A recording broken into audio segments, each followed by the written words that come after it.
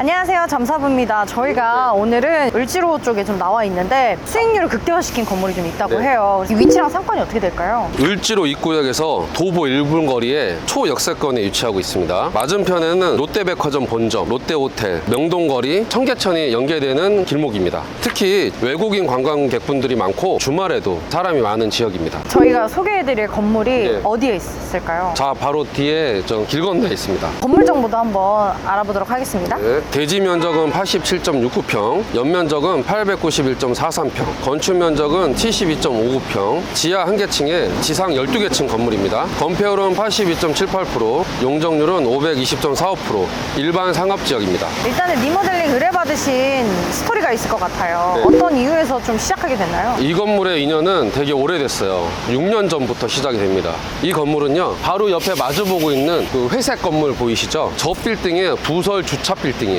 별도로 그렇게 큰 월세 수익을 거두지 못하고 있는 주차 빌딩이었어요. 보시다시피 자리가 너무 좋고 너무 아깝죠. 네. 그래서 이 건물을 어떻게 활성화시킬까라고 하면서 시작이 됐는데, 지하에 당구장으로 운영하시던 세입자가 나가고 건물주님이 평소에 되게 맛집으로 즐겨서 찾으시던 쌀국수집에 분점권을 받아오셨어요. 그래서 지하에 쌀국수를 오픈하는 데 있어서 모든 과정들을 하나하나 거치면서 같이 개선시키는 시작점이었고, 또 몇 년이 한참 지나서 바로 위에 카페가 10년을 잘 운영하고 있었는데 브랜드 이미지가 좀 소진된 그런 브랜드가 이제는 빠져나갔어요. 또 건물주님께서 직영으로 운영할 수 있는 아이템을 또 찾으셔서 6년에 걸쳐서 한 단계 한 단계 진행을 했고요. 굴집가게 2개의 공사가 있는 것처럼 느껴지시겠지만, 이 건물을 개선시키기 위해서 2층으로 다이렉트로 올라가는 계단실, 화장실, 그리고 저 위에 주차장으로 쓰고 있는 공간에 시설들을 보완하는 것, 그리고 내년 계획으로 되게 큰 공사가 또 준비되어 있습니다. 기존 채널에서는 전체적인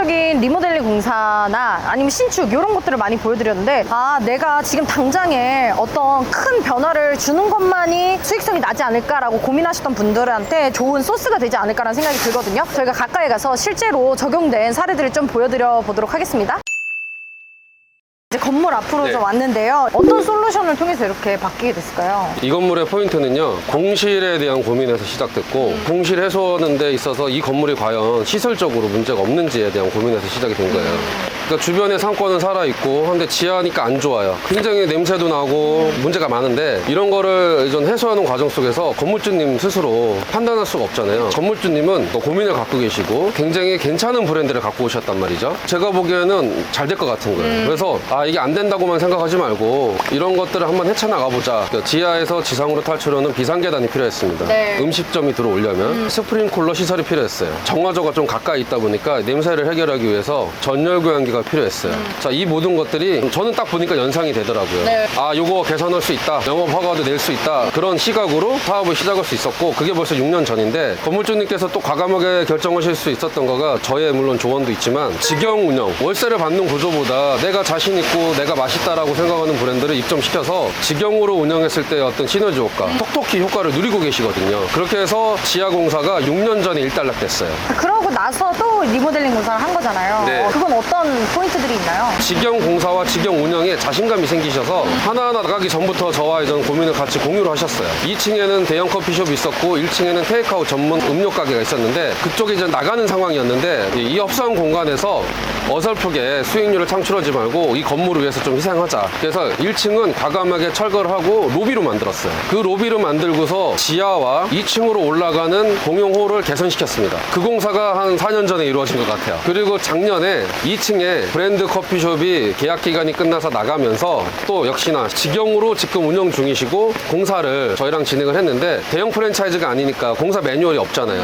그러니까 저랑 공사 매뉴얼부터 같이 정하신 거예요. 벽체 다 뜯어서 시원스럽게 통유리로 갖춰서 지금 보시면은 주변에 저 커피숍밖에 안 보여요. 그러니까요. 장사도 너무 잘 되고 있어요. 주변에 이목을 끌 수 있는 시설을 갖추신 게 전 작년 수년에 걸쳐서 건물이 조금씩 업그레이드 되고 있고, 건물주님은 지금 이 어려운 시기에 네. 공실 걱정 없이요. 모든 거를 다 직영으로 운영하시면서 굉장한 수익률을 거두고 계세요. 저는 좀 궁금한 게 전체 리모델링을 해야지 공사비도 어차피 들어가는 김에 이것저것 다 해야 건물가치 최대한 올릴 수 있는 거 아니야? 그럼 월세 수익이 그만큼 올라가는 거 아니야? 하셨을 것 같은데 여기는 지금 반대잖아요. 네. 어떤 부분에서 부분 리모델링이 좀 장점으로 극대화됐을까요? 명도의 기회가 한 번에 온다라면은 좋지만 예를 들어서 5개 층 건물인데 명도의 기회가 3개 층에 우연스럽게 왔습니다. 2개 층은 명도 비를 들여서라도 명도를 해서 전체 공사를 하는 게 맞죠. 하지만 지금처럼 큰 사이즈의 건물에서 1개 층씩 이런 명도의 기회가 온다라면 한 번에 하면 안 돼요. 그러면 손실이 너무 큽니다. 공간이 생길 때마다 몇 년에 걸쳐서 하는데 먼 훗날일 것처럼 느껴지지만 어느덧 몇 년의 사이에 3번의 공사를 통해서 건물이 지금 확실히 업그레이드가 됐잖아요. 네. 중기적인 플랜으로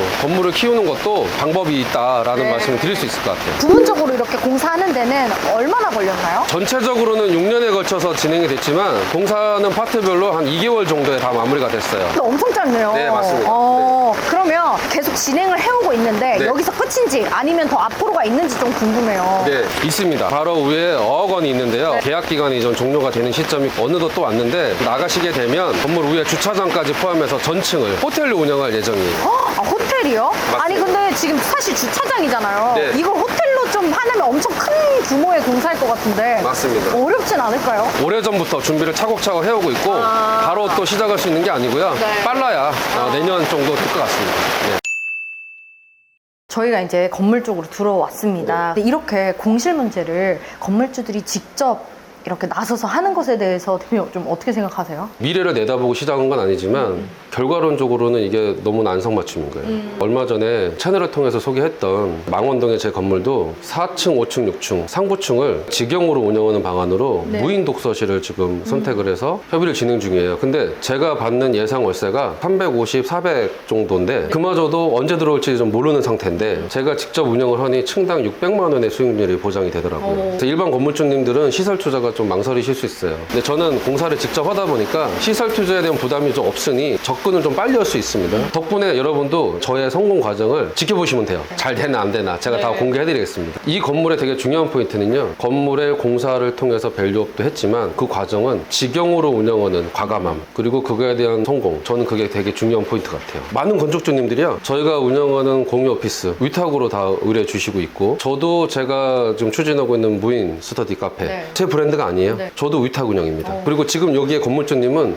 뭐 위탁 운영은 아니시지만 매니저님을 뽑으셔서 네. 되게 효율적으로 지하의 매니저님이야 커피숍까지 같이 관리하시는 구조거든요. 운영 수익률을 굉장히 극대화시키고 계세요. 전과 후 좀 어느 정도로 변화가 됐을까요? 월세 300에 지하가 직영 운영을 하면서 월 수익 1,500만 원을 거두고 있습니다. 네. 대표님은 그리고 오지도 않으세요. 이미 5배라는 숫자만으로 설명이 다 끝난 것 같습니다. 공사적인 부분도 있겠지만 네. 이런 공실적인 해결에 대해서 도움을 받으실 수 있는 것들이 있을까요? 그래서 제가 잠수하부 채널을 새로 운영 중인 겁니다.